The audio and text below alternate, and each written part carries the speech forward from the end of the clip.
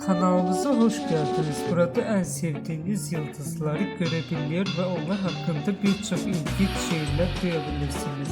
Dikkatinize Park Shin-hye ve Choi Tae-jun'u sunuyoruz. Jae-jun çocuk oyuncu olarak ilk çıkışını Piyano adlı televizyon dizisinde Choi Tae-sung karakterinin genç versiyonunu oynayarak yaptı.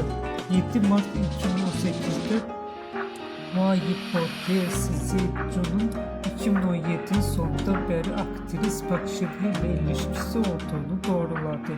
İlginiz için hepinize teşekkür ederiz. Kanalımıza abone olup yorum yazmayı unutmayın. Herkese iyi seyirler.